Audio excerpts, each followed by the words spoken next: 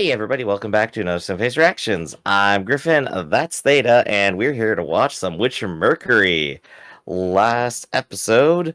Oh, before I get to Yeah, that, yeah. comments first, sorry. I'm just completely beside myself today. So let's go ahead and see what everyone has to say. We have Li Hongjun, once again. Well, in Noria's case, I will not be thinking too much of how she escaped. Yes, she has to drag the Lifrith but since she's in space and there's no gravity, so I don't think it's that big of an issue of it. And the front management arrived. I don't think they were even near Noria, and I think it's possible for her to enter back to the school with Shadik, since he managed to sneak the 2 Gundams and 6 Gundolvas, the gun bits and the gun bits that they used. I think it's easier to sneak them into the school than it is to sneak them away in the middle of a battle. Or, I mean, the battle might even be over, but the fact that, okay, imagine the police arrive, right? And you're standing in a field of absolutely nothing that you can see for infinity. It's really hard to sneak away when you're literally the only thing to stand out. And say they go back into the school, right? The school that's full of video cameras that are broadcasting this Royal Rumble match that was supposed to be happening. So literally everybody in this over 10-kilometer long school can now see you trying to slink your way. It's it boggles the mind.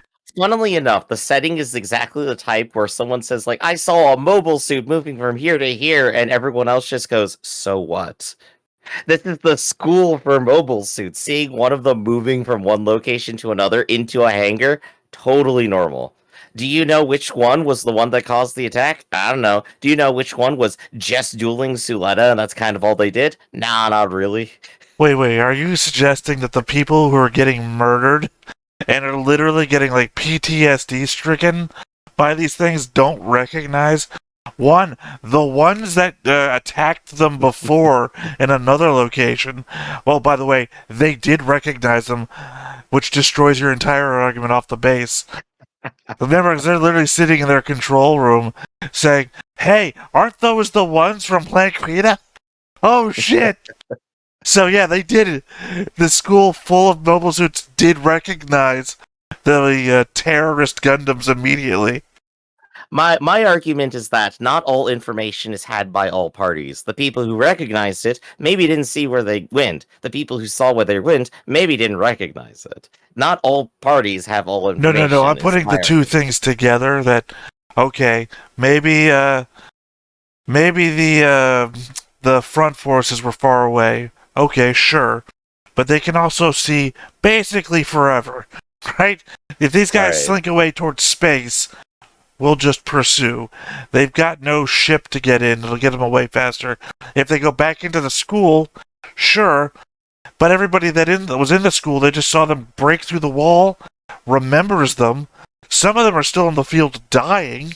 So it's not a hard case of, they're back! All right. Run! They're back! So I'm going to take over the writing for this show. I'm going to solve the problem for you. And then they activated their cloaking field. Which they don't have. I know. I'm not it's not one of those things that I'm just horribly broken over. I'm only harping on it now because it was brought up. Otherwise, I would have left it in the last episode. It's just one of those weird things that something happened off screen. You don't have every detail, so it stops being real. Yeah, no, it just becomes incredulous. I become incredulous. It's just like everything else so far has been to a scale of reality that I can accept. There's been nothing really that's been throws me off. I can't even think of an example of something close to it because everything has been okay, I've put the bomb on his ship. We just have to wait 15 minutes and then we'll blow it up. And that's a close thing. I know you can't keep it out of your mind. Meanwhile, I have the Mystery Science Theater 3000 mantra going through my mind, which is if you're wondering how he eats and breathes and other science facts, it's just a show. You should really just relax. Except that this is a show. That's all in my brain. Except this is a show where we literally just watched or listened to a thing about where they got the manure to make the fertilizer so that she can grow tomatoes. That's how deep down the rabbit hole we're going on facts. So, victory will not be determined solely by the condition of the goat. which it should be, though. It really should be. Let's go ahead and move to the next comment. We got Joshua Zhang here who says, war partitioning, from my understanding, is that the corporation within the Bennett group sometimes comes to blows for whatever reason, and instead of actually attacking one another directly, they partition off sections of Earth to have their proxy war. This is better for business since neither side has their production abilities harmed in any way, and order in space can be achieved since the battleground is always Earth, never space. The Earthians are completely oppressed by the system and have no say in any of it. While wars are constantly happening on Earth, Earth will eventually be exhausted of its resources and become too weak to even consider fighting back against the space corporations. By the way, what one-letter Gundam series does it sound like already? Proxy Wars Forever on Earth? Is that G Gundam? Is that what the tournament's for? Literally G Gundam. We're gonna fight. We're gonna do everything on Earth so we don't fuck up our space colonies. And then literally everybody on Earth has to pay the price, which is why every goddamn city you see is a ruin. But it also means that I was also right when I said that. Well, I'm hoping I'm right. That Shadiq's thing is, well, if we put your assets on Earth, you're not gonna fucking fight on Earth, will you? There you go. See, so that plan makes a lot of sense.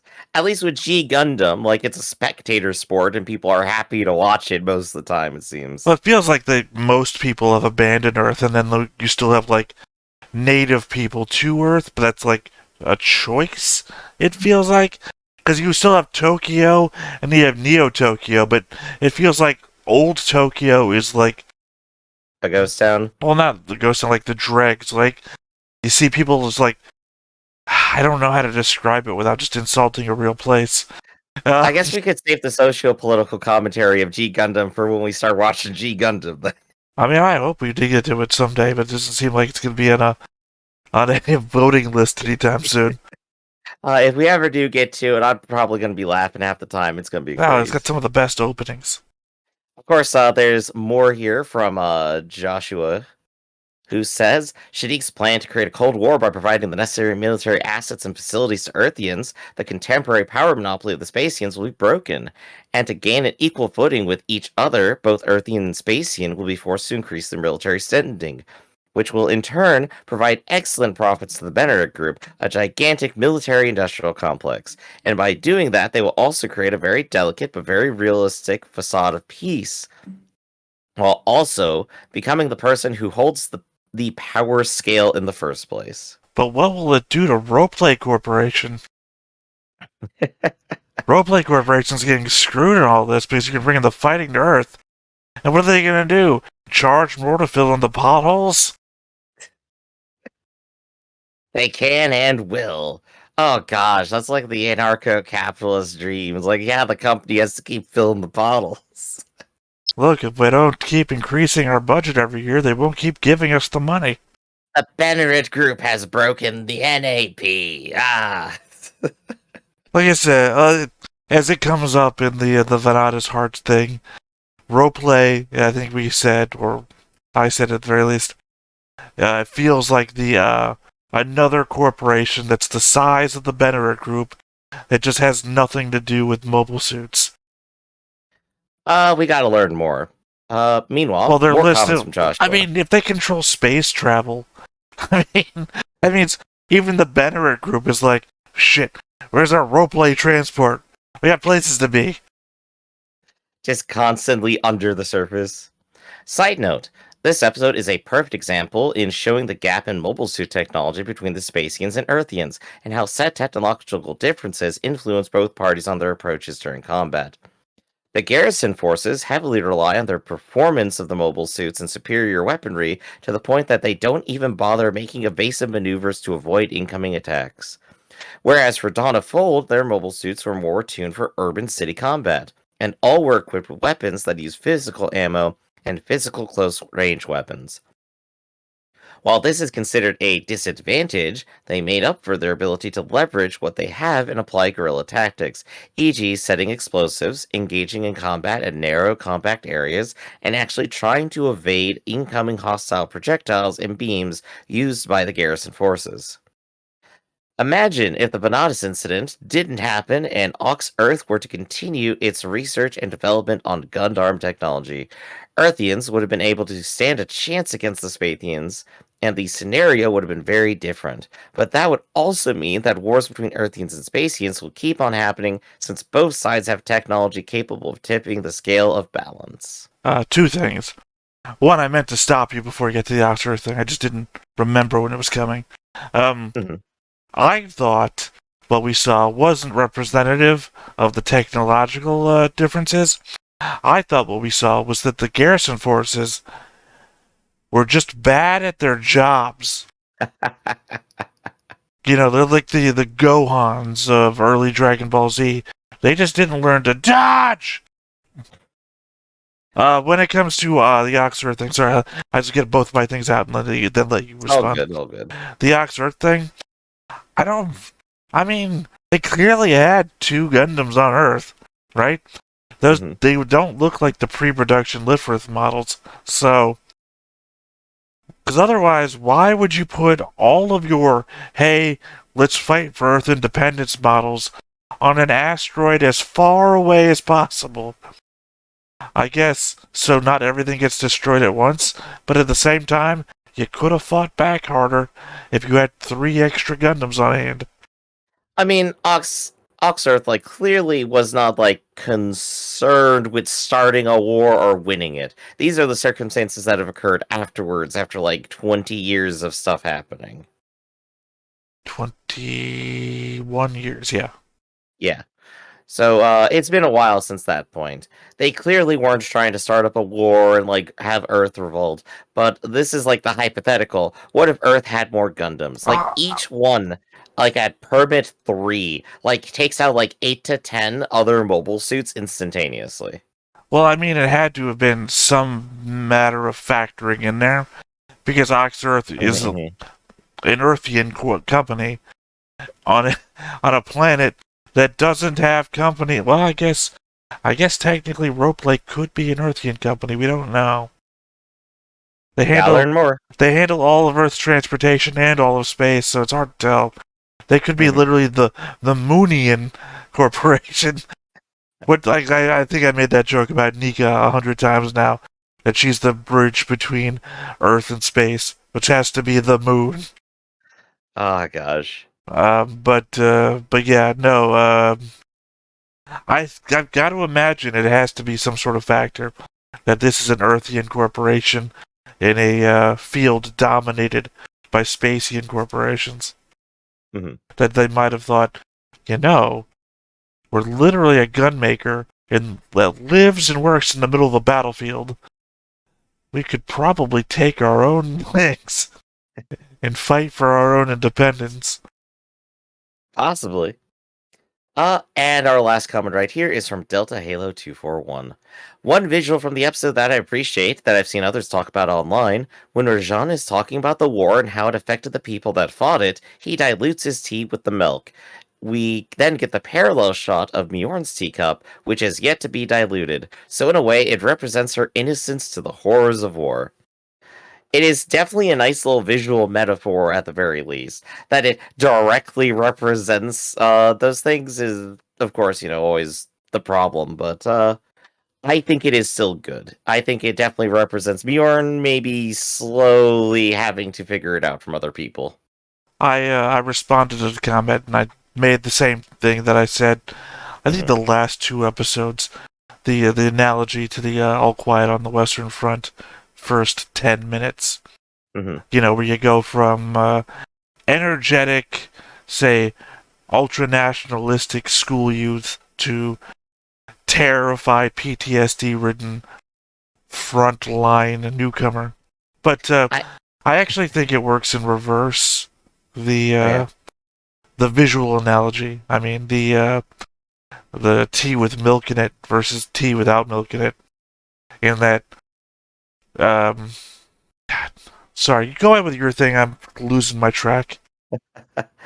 I think the thing that I'll probably just go ahead and go with here is going over last time, which is father and child. Hold on, wait. Sorry. I meant for you to keep going your thing. I was trying to regather my thought, not just move on. No, the tea without milk in it versus tea with milk in it. One seems... No, sorry. The thing I was getting at was not the matter of innocence. It's the matter of experience. That the milk, if anything, would have to indicate experience versus innocent, not versus not innocence. Because because her tea without milk in it doesn't stem from a lack of innocence. It stems from a lack of understanding, or a lack of it's there, and it's on the tip of my cortex, and I just can't. So here's I think my best wrapping up comment. We need a scene specifically where they're doing the tea a second time, and somebody else takes like the milk and pours it into Mjorn's cup, thus representing like spoiling her innocence. And then she looks up and goes like, "I didn't want this." I was literally about to say that this all breaks apart if at any point in the whole show Mjorn says that she doesn't like milk. Did she say it in her thing? Point. Did she supposed to not like it? Did she say it in the goat milking thing? I don't think so. Feels like that's where it would have come up. Although a lot of people were like, we already know a lot of people don't like the goat milk because that came up in episode 13, I want to say, right? They were selling goat milk at one of the events. Oh, yeah, they were doing it for the fair. Yeah, and we already know all the Spacians who've never tried it before are just like, nah. What the hell are you talking about, Griff? I'm an Earthian and I've never tried goat milk, nor do I think I would ever. I have no idea why, because milk is milk, right? But at the same time, I'm not like milk and almonds either, so... Mm-hmm. Alright, so let's go ahead and talk about last time. Last episode, since the Plankita incident, Ghoul has been a Dawnfold prisoner. With the Benedict group cracking down on them, the organization abandons its base and evacuates the refugees they are protecting. Anastasia, Nika, and Sarius have become prisoners at the Grassley House, with Noria being angered by the former's treason when Sadiq reveals the latter that he intended to sell the Benedict group's assets to Earth and remove the power imbalance between Earthians and Spacians. Wait, go back. What were the three names again? Nika, Sarius, and Benedict group? No, you said the A name. Astiskasia. Okay, you meant to try and say the school's name and failed. Got it. Yeah. I thought you were saying like Anastasia or something, some name I'd not heard before. Yeah, it all kind of blends a little bit in the letters. On Earth, Dawnfold's leader, Naji, handles the evacuation with his lieutenant Alcott, a former Cathedra soldier who switched sides after losing his son, barely holding off pursuers, losing his entire squad in the process. Meanwhile, Ghoul escapes and tries to save a child who was caught in the crossfire, only for her to die in his arms. Afterwards, with Alcott letting him go, Ghoul resolves to return to space and save his father's company. Elsewhere, Mjorn asks Delling's aide, Rajan Zahi, about the Quiet Zero, and he reveals that it was actually her mother who originally came up with the concept. But he also cautions her about following in her father's footsteps. So yeah, last episode. Hey, your family's dead. Yeah, hey, your dead son. Remember him? Dead son. Yeah, with the dead and the son. That's him. Dead son. I mean, well, we also don't know. Sorry, now you've just put the Beetlejuice song in my head.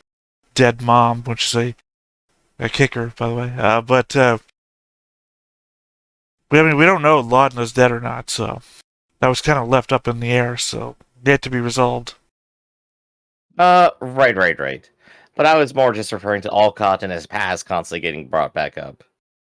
Well, I mean, yeah, that one episode. Otherwise, the only times we've ever learned about Alcott was, episode 11 and 12? Literally, right. He's just hammering it home.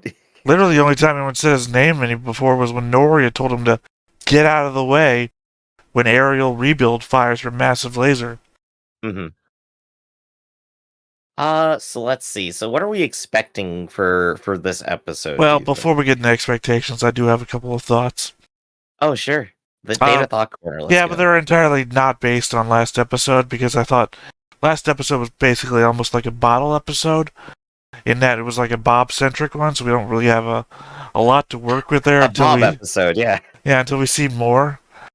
Well, it's because we didn't see much what was happening before it. We didn't get touch base with our main characters, except from Yorn, a little before and after. So yeah, this episode's going to be like, time has passed, and then continue. Yeah, so until we see what happens to Bob again, we just won't know. But, so, first thought. What is Layer 33, and why is it that Prospera couldn't reach it, and her daughter could?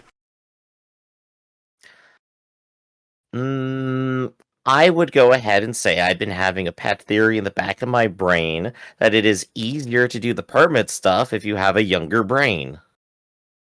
We're going back to the kids thing. Yeah, we're going back to we need to put the kids into the mobile suit stuff. By the way, if you haven't yet watched our Vanada's Hearts Chapter 1 manga review, and if you don't even know what Vanada's Hearts is the manga, the side story that happens. Oh my gosh. Oh no, I just realized something after you saying that. That happened 17 years ago in this timeline, on Earth at the moment. Yeah, then go back to reach back to our whole kids motif thing that I had, that I feel like is literally what's building up here. Anyway, go ahead. You said you had a thought there? I had a thought about Vanada's Hearts, where the reason that we have a young pilot over there and the implication that they're not actually going to grow up is because, again, they need him to be a kid in order to keep piloting the Gundam. Yeah. I mean, you're getting closer to my wavelengths, Griff. You're getting closer. Oh gosh, it just gets worse and worse the more I think about it. Yeah, no, it's like we've developed a whole new child soldiers thing. Anyway. So that was your first question. What do you got next? If Suletta is a clone of Eri, is it possible that gunbits are just being controlled by her, but aren't just being controlled by her, but are in fact failed clones of her as well? When the fortune-telling mat was being used, the stone that landed on siblings landed on number 12. 11 gunbits and Ariel? Sophie only heard one Eri calling out to her, but Elon saw many repeating Aries in his vision. If each of them is a clone, this gets incredibly dark very fast, but also we have had no indication that the individual gunbits speak on their own as a separate voice from Ariel. I appreciate that you're painting this darkness in shades of black. But sacrificed one child, that's a lighter black, maybe a darker gray. But if it's 11 sacrificed children, then possibly. Hell, how about I got the my bottle of Vanta Black right here. I could just spread that all over. What about the 17 years of previously sacrificed children? Nobody even knows who the fuck Q is. We're going back to Maiden Abyss. Each of those children was thrown into a pit, and their soul rose into a robot that now has to be tortured forever. Alright, Elon 4 had his mind messed with to the point he couldn't remember his own birthday, or even the person who was singing happy birthday to him. Mm-hmm. How possible is it that Ariel Eri has had her mind tampered with? She refers to her mother as her developer, after all. Very possible, but at the same time, Prospera also still refers to Ariel as her daughter. She does it in such a weird way that I don't think Ariel, even if she was in the room, would understand that's what she's saying. She says, I'm proud of my daughter, and you don't know if she's talking about Suletta or Ariel, because she said it in such a way, you'll never catch me. Hot take, what if Suletta isn't even related? Yeah, we've already done that last one when I said she's Delling's daughter. Oh gosh, yeah, no, that's right. I mean, she technically would still be related because she shares a mother, but she'd be like a half-sister. She's also one of the only other people who has red hair in the series, so... Well, not at the moment. We have genetics on our side, not at the moment. People dye their hair, Griff, apparently. Prospera doesn't have red hair at the moment. I think passing down your hair dye also counts as genetics. I'm just going to throw a dart at a wall here and just make a weird statement that's probably not true, but I'll feel more I'll feel more vindicated if for some reason this stupid-ass thought that could never be true turns out to be true. What if It's taking a long con here. Yeah. What if Prospera and the woman from the prequel aren't the same woman? Mm-hmm. Oh gosh, that'd be even worse. You We got a more. we think they are because they both have the same arm missing, but at the same time, apparently a lot of people got that done. And according to you, you can get it done at any moment, any time. Got 5 Yeah, you years just make an free. appointment at the Gundam shop. Got 5 free years. Get done anytime. All right, you got anything else? What if Ares' mother is in fact also put herself into a machine, and you know what that machine is? A helmet another woman can wear. Prospera has actually had her mind warped by the helmet. Well, yeah, 'cause that Prospera was a woman living on Mercury, and that God, I've forgotten her original name now. Ares' mother's name, Nadim's wife's name. Right. Yeah, It's been a while. Yeah, that she died and put her brain into a helmet. Where do you keep the rest of the brain in there? But what if Norette is actually alive in a helmet, and Delling put his wife's brain into Prospera's body? What if they died during the prologue and this has all been an extended dream? What if Prospera Mercury died in a go-karting accident to save her little brother? And What if this is all just Aerie playing with a snow globe? What if Prospera tried to convert a series of elements all together inside of a circle in order to bring her... Ah, there we go. We've gone full circle. And then her bodyguard standing beside her is literally her older brother. Or something, I've forgotten. Full Metal Alchemist. Yep. So, before we get too silly, I think let's just go ahead and watch. But, before we get started, be sure to hit that like button, hit that subscribe button, and comment down below to feed that algorithm. On top of all that, if you want more shows like this, unfiltered, uncensored, and uncut, as well as some early access stuff, you can check it out over on the Patreon. It's just $5 a month, but no pressure. It's all support channel, just a little bit extra.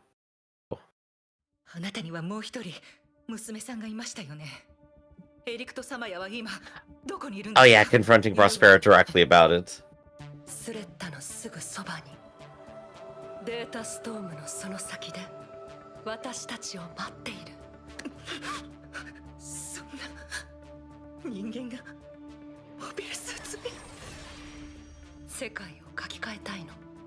Like I said, Balmora is a better mother than Prospera is. エリーの生体コードはデータストームと完全に同調できていた。けれど、幼い体は過酷な宇宙の環境に耐えられなかった。私はルブリスを使ってエリーの命をつなぐと決めたわ。エアリアルとしてね。データストームのネットワークを使って生体コードを digging this track. ことですか。 Space organ playing for Prospera.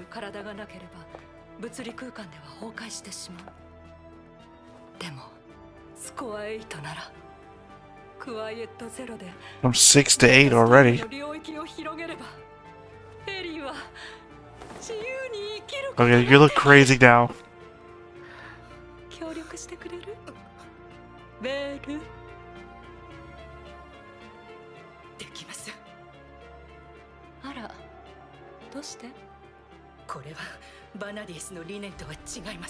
I mean, to the contrary. データストーム体制のある人工中枢神経を使用する拡張神経理論。カルド先生は決して認めなかった。やめて。発案者は確かあなただったわよね。We're all monsters. Even at her most unhinged, she is still perfectly in control of manipulating everybody else. So yeah, like I said, we all fuck with children, even the best witch. As Venata's Heart already told us any researcher from the Venatus Institute is gotten labeled as a witch. That's the definition of what a witch is in this series. So Balmora, God, I keep wanting to call her Videl. You keep saying Balmora. I think it's Belmora, and Balmora is a city in Morrowind, so that keeps making me giggle. Well, Balmora is also a planet in Star Wars. It's one of the fallbacks of the Imperial Remnant. It's just an A and an E sound. Just deal with it, because I'm going to keep doing it forever. No, I understand. Balmora, Prospera, and Vilda are the only 3 witches we know to exist. This doesn't make sense, though, actually, the name of the show, then. Given that we've defined witch as a researcher from the Venatus Institute, means Suletta has a lot of backlogged homework to pick up on if she's a witch from Mercury. Suletta is going to go ahead and get into modifying children, yeah. It's a prerequisite. It's literally all they do at the Venatus Institute. But my gosh, Prospera right now is top of my favorite villains. Also, real quick before this ends, denotes that Eri was dying. Oh, hold on. グラスレー社代表サリウス・ゼネリ氏が誘拐されたことで犯行声明を出したフォルドの夜明けは先日のプラントクエタ So much stuff to go back and read later.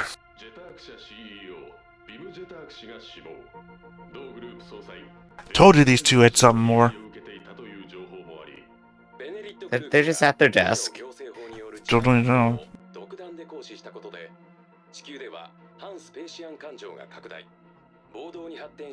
Oh, that was the beggar bow a minute ago, I think.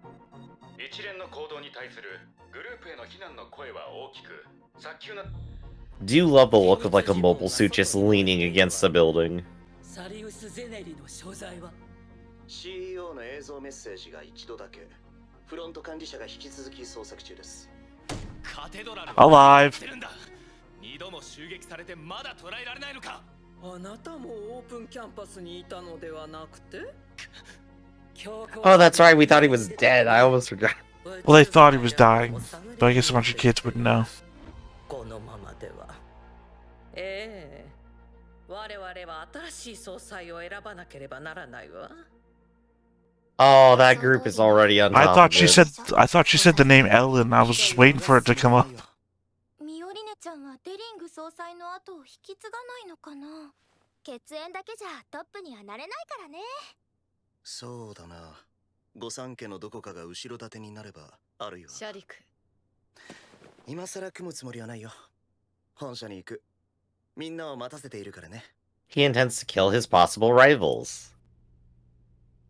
株式会社ガンダムの疑いは晴れたってわけテロに関わった証拠がつかめなかっただけだ。そう残念だったわね次の総裁を選ぶことになった。喜べよ。これでもう決闘ゲームの商品にならなくて済む。どうでもいいわそんなこと Yep, you have to go back and read all that shit too. Suletta just spamming messages. Very Suletta.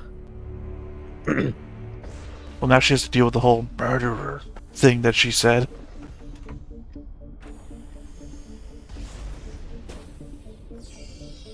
That is a very cute system. It makes sense.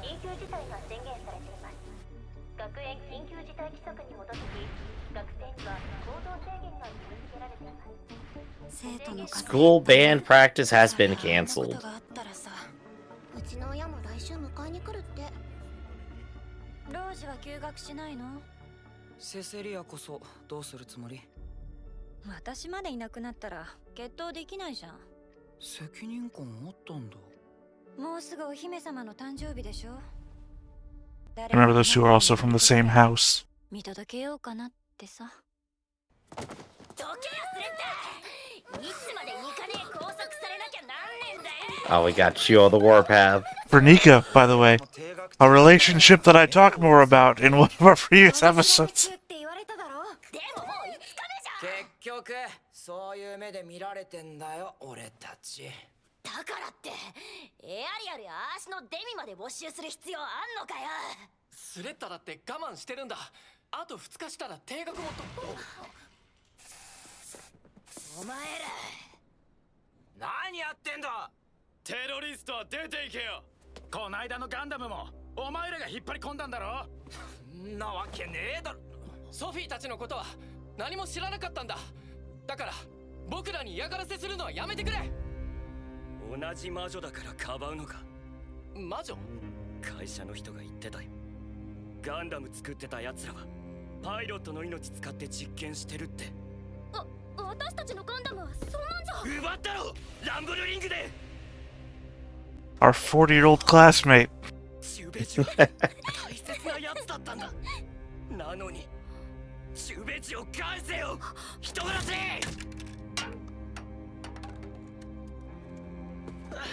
マルタンさん。 Oh dang, he got donked hard for that. We got in the way. ミオリネさん。暴行の現場、学園も無下にはできないと思うけど。ありがとうござい I'm ます。 sorry, just the freeze frame of getting donked is good. ミカ・ナナウラ、私たちの仲間にならないか。君のことは見ていた。 I said best girl from the Shadiq harem. 学内での振る舞い、共にいればここじゃなくても修学は継続できる。地球と宇宙の架け橋になる夢だって叶えられるはずだ。私決めたんです。もう被害者のふりしていられないって。目的が正しくても手段は間違えたくありません。地球のためだとしても。あなたもアーシアンなんですか？グラスレーに拾われるまではね。理想だけで現実は変わらない。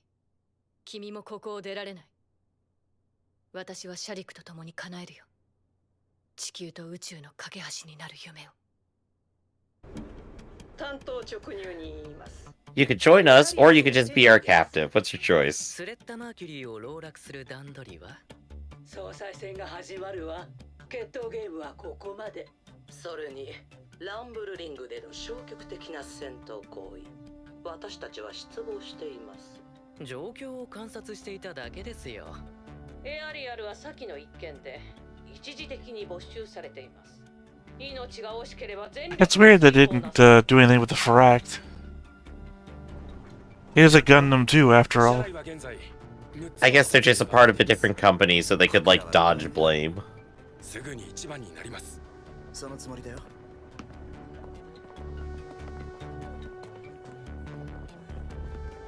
There we go. I was waiting for Bob to come through customs. Completely inconspicuous with hood up.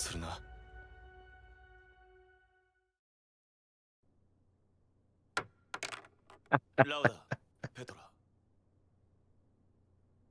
元気だったか？グエル先輩。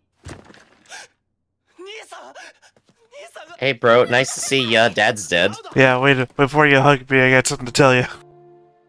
ほっとしたんだと思います。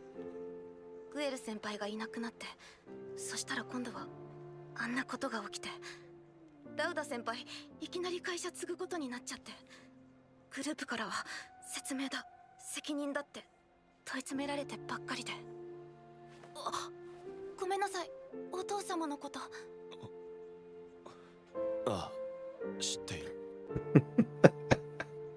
ラウダ先輩悲しむ余裕もなくて、ずっと一人で頑張ってて。だからペトラ、ラウダを頼む。あとは俺が引き継ぐ。 I'm gonna go back to kicking ass like I used to. He's gonna become president. おかえりなさい。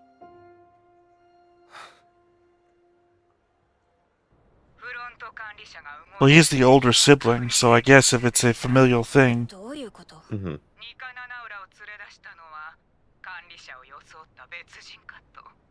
出向者リスト確認できる？もちろんです。その代わり私のお願いも聞いていただけますか？株式会社ガンダムに出入りできるパスをください。うちの会社も調べるつもり？興味があるんです。あなたが買収した新生開発公社に。調査結果を報告してくれるなら。 Yeah, important to note. They only acquired the development arm of Shinsei, not the entire company. プラントクエ隊の機材搬入数末端にしては不相だと思わない？グループとつながっている。上は難癖つけてでもベネリットへの介入を強行するつもりよ。荒ごとは回避しなくちゃね。Gosh, who are these people? I told you they're more than what they seem. Just because we hadn't seen them in forever doesn't mean anything. 今調べてもらってる。それまで待ってて。けどさ、わかった。アシラだけじゃ何もわからなかった。だからありがとう。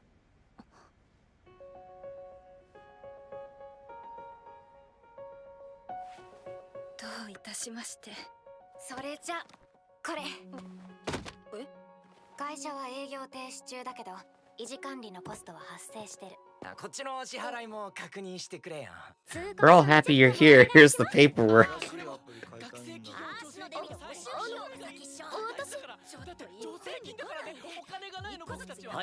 Come on, silent guy, push her forwards. There we go.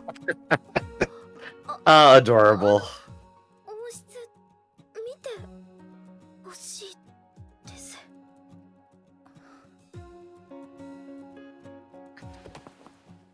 リリッケ、書類をまとめといてちょうだい。は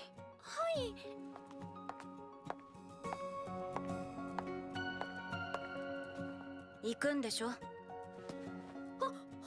You really gotta say something about the whole murderer thing, though. Oh, here she is. Here to ruin the moment. Let's go. 参考人聴取が終わったの。あれ以来あなたたちに会えていなかったでしょ。そっか、それじゃあ案内するね。いいのよ、一人で行けるから。でもミオリネさんと出かけるんでしょ。花嫁さんは大事にしなくちゃ。うん、そうだよね。行くわよ。はい。じゃあ行ってきます。行ってらっしゃい。 Gosh, I feel like Prospera's about to abduct them all or something. Yeah, they're gonna come back and they're all gonna be zombies or some shit. With her being so unhinged earlier, just seeing her like go straight to like being cute moms. Oh, just frightening is what it is. Something important's about him.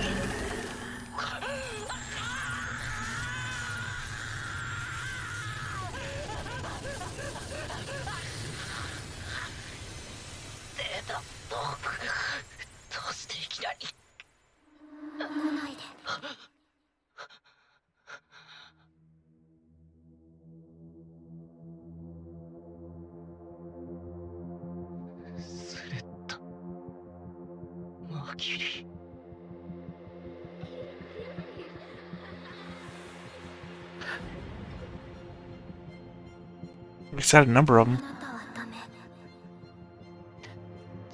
So delightfully creepy, I love it.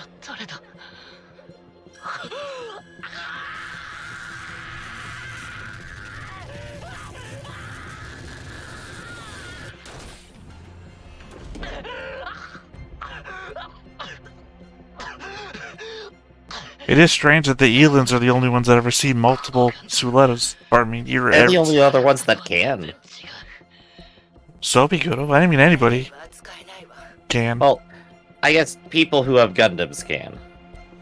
Anyone with a permit. Yeah. There you go. That's better.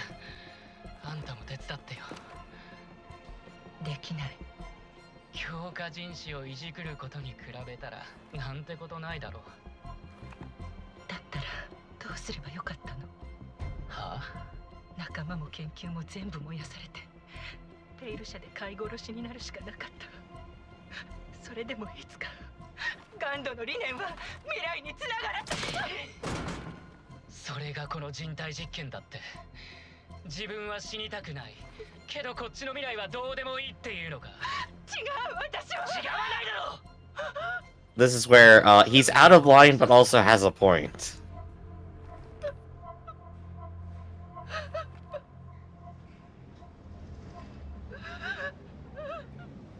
I mean, all witches are monsters. It's hard to disagree. アンデスモデルにしました。うん。メール届いてましたか？届いてた。1日3回。決闘も負けてません。制服見たらわかる。ミオリネさん、怒ってますか？え？プラントでのこと、まだ。怒られなきゃいけないのは私。え？あんたは私とお父さんのことを助けてくれた。なのにあの時、ひどいことを言った。Thank you. ごめん。Ah, here we go. ありがとうって言うべきだった。やっぱりお母さんの言った通りでした。ミオリネさんはきっと分かってくれるって。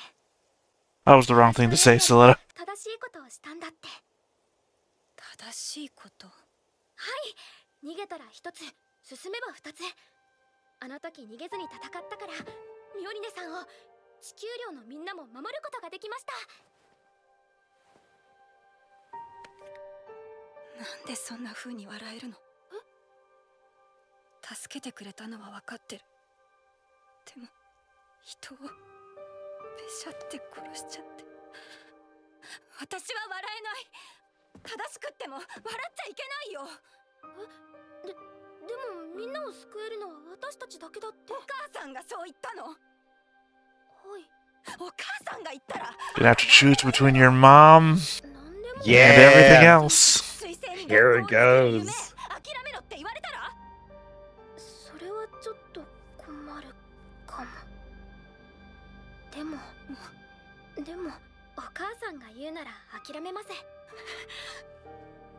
株式会社ガンダムは戦争の道具じゃない。医療で命を救うガンダムを作るんだってみんなで決めたよね。あんたは母親が言うならガンダムで人を殺すのAll the tomato reflections. This is Prospera Delling conversation here too. はい。お母さんが言うなら、お母さんの言った通りにしたから学校に行けました。友達もできました。ミオリネさんにも会えました。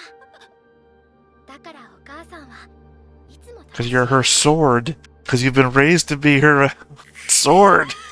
Doesn't realize the indoctrination.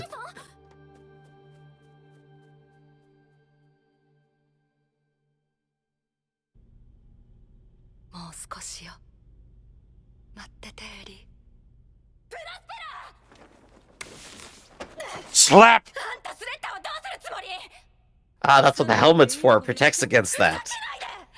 あの子はあんたに言われれば何でもする。これ以上スレッタを思い通りにさせないから。それで今度はあなたが思い通りにするの？お父様みたいに。操り人形。 What? そういう字は関係ない。関係あるわよ。あなたのお父様は私たち親子の仇だもの。あのラジャンって男口は固かったのね。待って、どういう？その通りの意味よ。21年前のバナディス事変で私はデリング・レンブランに夫を、仲間を、恩師を奪われた。あの男は魔女狩りと称して機関の人間を皆殺しにしたわ。 Just laying it on the table this episode. 嘘。あなたスレッタを人殺しと責めていたけど、自分も同じところにいるのよ。人殺しの輪の中に。あなたにも聞いてほしいわ。殺された同胞たちの悲鳴と叫びを。 Jesus. 渡せ。デリングを殺せと今も私の耳元でささやいている。 Oh, it just gets better and better every moment. したければ大人同士で勝手にやって。でもスレッタをあんたの復讐に巻き込まないで。けなげな花嫁様ね。じゃあ協力してくれる？え？クワイエットゼロ。このままでは総裁が変わって計画は潰されてしまう。だからミオリネ・レンブラン、あなたが次の総裁になりなさい。私が？ That was... 無理よそんなの。できるわ。だってあなたはデリング・レンブランの血塗られた娘ですもの。 Yeah, I guess Roger never said anything when he had the chance, but I mean, why would you? Why would you tell your boss's daughter about the shit that went down? Also, oh yeah, he just casually destroyed an entire research institute and killed everyone there. Also, I guess Prosper doesn't know about Vilda. Although, I guess she's just wrong. No. Yeah, she's just wrong though. She didn't mention Bamora either. No, I feel like she's implying that Mjorn killed her mother in some way. No. I'm saying she said we're the only survivors of that institute, and we know that Bamora and Vilda are both survivors. Mm-hmm. So, for a moment, it seems like she didn't mention Vilda, so she doesn't know about Vilda. But then she said we're the only survivors. She didn't mention Bamora either. So, quite obviously, she's just lying. Maybe she just wasn't at the institute. No, she clearly was. She just got away. Well, I mean, just wasn't there during the incident, I mean. That doesn't mean she wasn't a part of it, though. Yeah. I mean, also, it's Prospera. She's manipulating the story to her own ends at this point. If she says something wrong, it's... Alright, hold on. Let's get the next time on bit. Gotta know what the name is.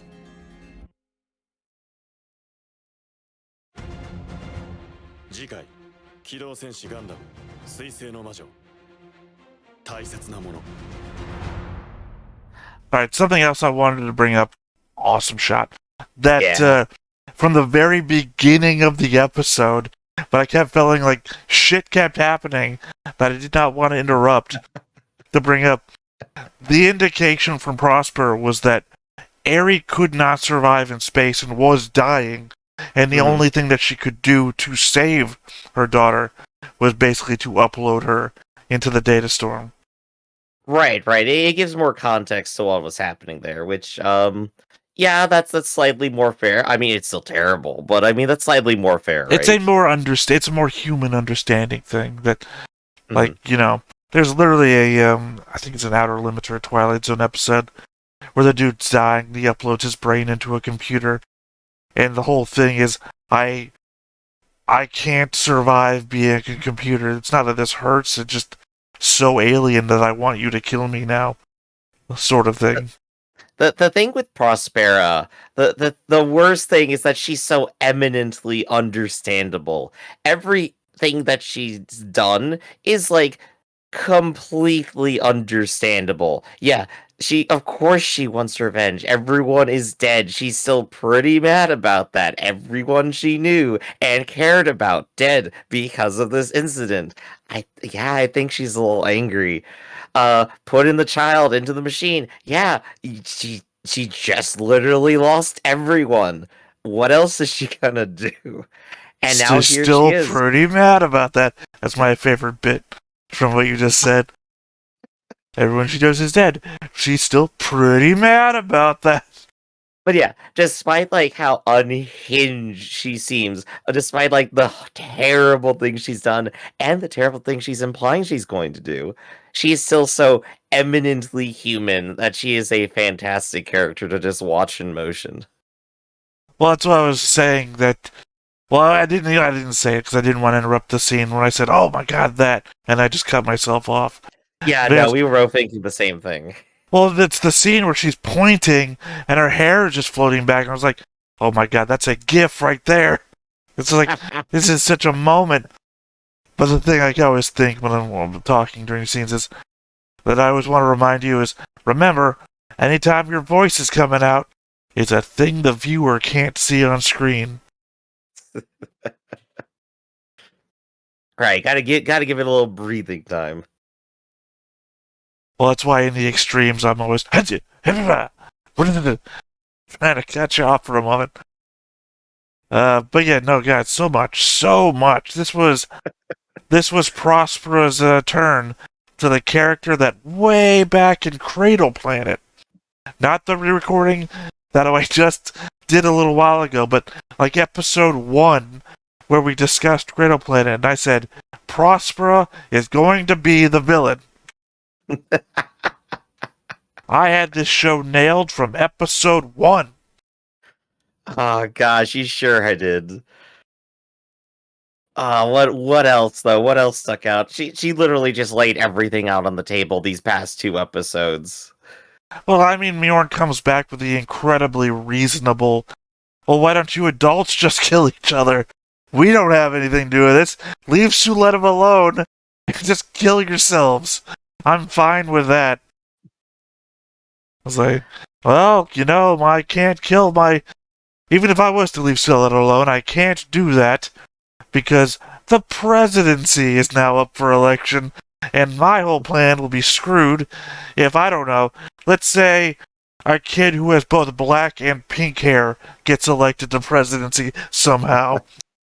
Oh yeah, no, this is gonna be Ghoul versus Mjorn upcoming. This is gonna be good. Well, because Ghoul had to have walked away, and now he's on to get cleaned up. Because pointedly, you saw his, what He'll he was take wearing. care of everything else. Well, what he was wearing was all raggedy with holes and shit in it, just to indicate, I've been through some stuff. It does not feel like he's ever gonna come clean that he killed Vim. He's definitely not gonna ever say that. He's gonna hold that shit to his chest. I did wrong. It's gonna destroy him. It's gonna be good. Oh no, it feels like a not a vindication. Sorry, it's already destroyed what's him. What's the word I'm looking for here? It's gonna be the thing that causes him to always want to do better, and that he's gonna constantly, for the rest of his life, feel like I have to do right by my dad because I did so wrong to him. That sort of thing. The thing is, Ghoul is still a little bit up in the air. He started as a jerk, and I think as, people have mentioned before, maybe he hasn't technically changed in a personal way still. He hasn't... He's gone through a lot of events and things happening to him. He's at that point, but until he reveals who he is, he could go either way. Well, those comments you're saying, I feel like were made before the last episode, where he literally put himself on the line to try and save a dying child. Yeah, because that's the comment was always he hasn't done anything actionable to change himself, and I think that was that episode. Versus before, as he's just been through all these bad events. Now, if history is to show us anything, it could be that Ghoul is wandering back in to get his ass kicked again. Because Ghoul is a down on his luck man. So it could be possible, alright, I'm now. Ghoul's back, baby. And then Dominicus shows up. Hey, you murdered your father. And then bam, he's off to jail. Or some shit. Never gonna be, not one of those stories where he gets to come back. It's just hard luck man, Ghoul.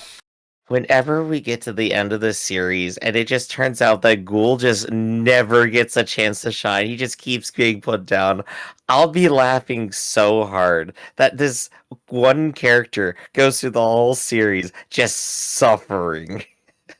I mean, it fits. Literally in the first episode said, that's my guy. That's my guy, because he shares 3 out of the 4... 3 of his letters of his name are mine. So... he's my guy, and what happens to every character I ever pick? They die, or bad shit happens to them.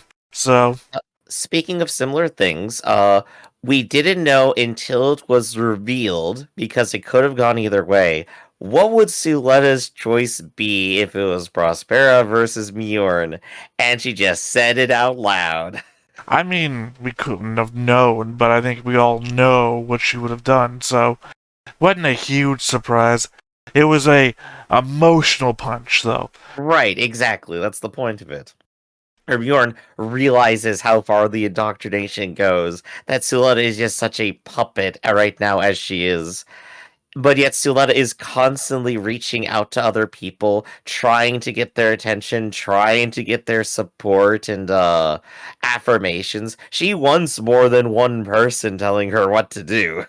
What will happen if Mjorn orchestrates Prosper's death?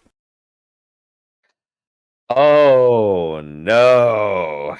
So Prosper dies, Suletta has no mother to fall back on again, which really shouldn't be a problem because literally she hasn't been there most of her life. But it turns the bomb on is what it does if you do that. Well, yeah, to the reveal of when does Suletta find out Mjorn killed Prospera. I just feel like this might be a thing to do because, you know, Prosper has pulled out almost all of the villain cards. Like, Mjorn doesn't know about the whole Aerie thing. So, this is what I was had a whole villain speech. Yeah, but she hasn't pulled all the cards yet. I mean, this is... You think I've done bad by this daughter? Let me tell you about the other daughter I had. I'm just saying, she hasn't pulled all the cards out yet. Let me tell you about the other 12 of them. That's what I'm saying. Well, I mean, at the same time, you could always be like, you think I'm a bad mother? Let's talk about how many kids Belmorta's fucked up. So, I mean, there's always a level here. Gosh. There's 5 Elans. I only had 1 Aerie. I think the last thing on my mind, of course, is Elan 5 sitting in the aerial just going, yeah, this is just gonna be easy, and then just getting totally dunked on by Aerie. Well, because all the information that he has, it comes from Elan 4, and Elan 4 didn't get his permit shit activated by Ariel. So, all they think is that Ariel is a Gundam that doesn't activate your permit stuff. And we just find out now that Ariel can activate it whenever she wants. Which means that anybody with a permit score, with permit link in them, that sits in Ariel can just fucking kill whenever they want. Oh, what's that? Pilot? Oh, suddenly you're at permit score 6! You're fucking dead! The thing I absolutely love, of course, is that after, like, going into the spirit realm with Aerie for a moment, he's literally curled up, floating away in total pain, and then immediately, as smoothly as possible, goes right into leaning up against the rail like he's the coolest piece of shit in the town. He is such a smooth operator. Well, we know he's the closest to Master Elan's type that there is, so...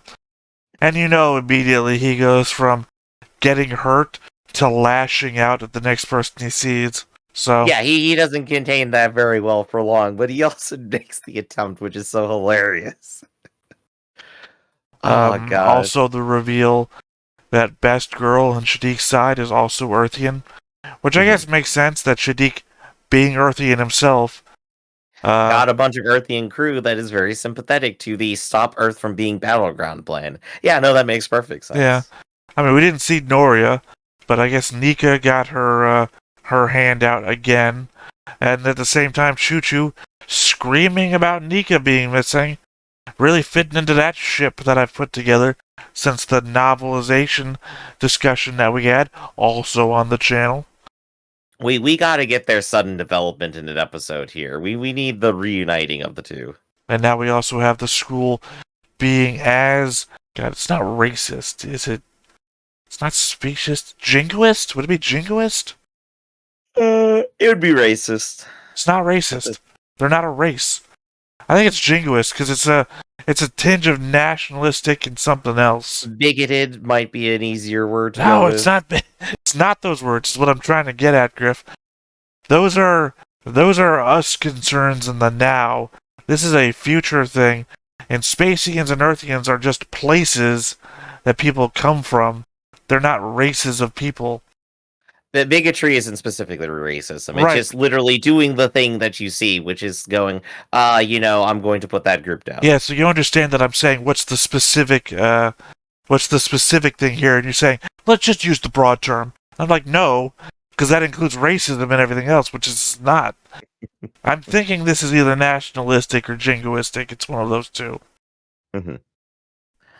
But we're finally seeing that from the school, whereas from before it was only implied, like spitting gum into someone's food, which you can see in any high school. That's just not specific to hey, I heard you're from Panama, spits gum in school, that sort of thing. I don't know why I picked on Panama, but, just an example, somewhere that's not America. Wake up, Griff. We got a lot of shit to get through today. I'm sorry, I'm just concerned about what about the yak? What's happening with the yak right now? Well, I just mean so much happened in this episode. God, what was the first thing that happened? Prospera and Balmora both in the room talking with each other. Yeah, Prospera's gone fucking insane this episode.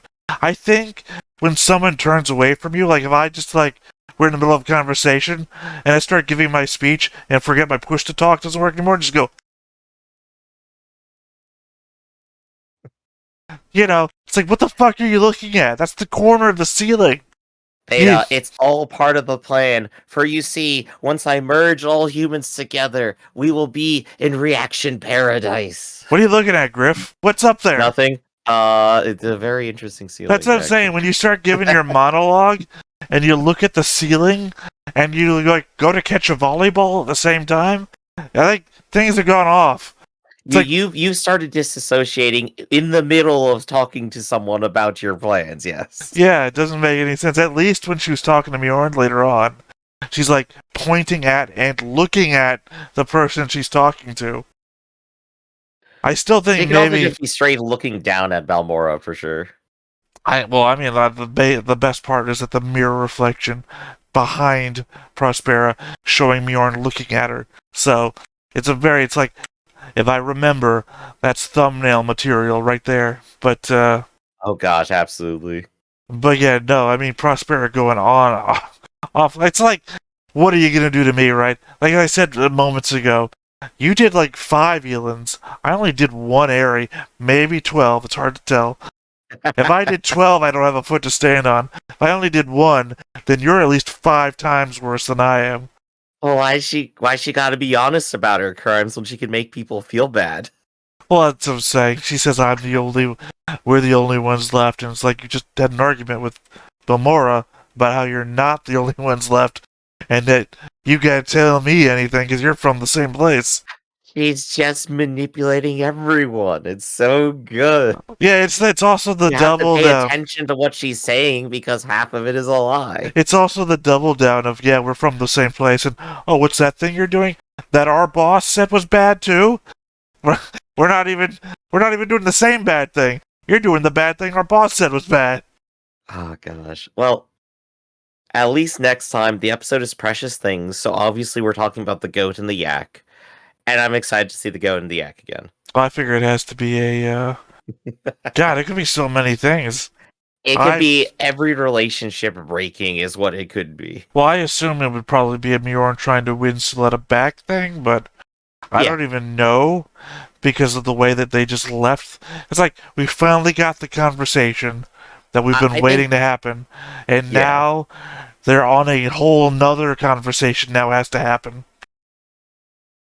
But it could also be Raja talking to Mjorn about the crimes of her father, and then coming back on the whole Noriette thing. Gosh, Delling is gonna wake up from his coma and be like, "Oh man, how long was I out? 1 month? Well, I sure hope my daughter hasn't done anything like start human instrumentality or something." I think a possibility exists that Delling is never going to wake up. He's going to get Oshweigert or whatever the hell that name from 00 was. Yeah, we're put him in the fridge, I guess. He's going to get shot in the head while he was in a coma. Never to wake up again. And then all the panels around him. Hey, if by chance I happen to die, here comes the Trans Am. I feel like Prospera specifically wants Delling to be alive to see everything undone because her revenge won't be complete until she has completely destroyed him. Yeah, I mean, there's no telling what the fuck her plan for revenge is at this point, considering how easily killable he was in the same complex as her. It's like literally. I guess we know very provable. She could have just shot him at any time. Well, yeah. Well, it's not even that. I 100% doubt that there's not a bomb in her arm. Like, at any point, just throw the damn thing. Like, if you don't help me, Vim, here's a bomb arm. Throws it at Vim during the meeting in episode 2. Just waiting for it. Gosh, no, that's totally possible. I am 100% sure she has more than one bomb in her. Like, the helmet's a bomb. The arm is a bomb. She's probably got even more. Oh god, when's the last time we saw her with the helmet off to see how many... Prospera's gotta have a plan. The way she acts, the way she maneuvers everyone, she's got a plan for whatever is about to happen to her. I expect her to not be caught off guard. Not that she can't, but that I expect her not to be. I mean, she's starting to tell more and more people a lot of really incriminating shit. Like, all one person has to do is, you know what? I feel bad about everything I've done so far. I no longer care what happens to me. I'm gonna go tell a lot of people everything that's going on. Like, what if Belmora, after Elin 5 wanders off and says, I'm telling the higher-ups about you, and Belmora says, you know what?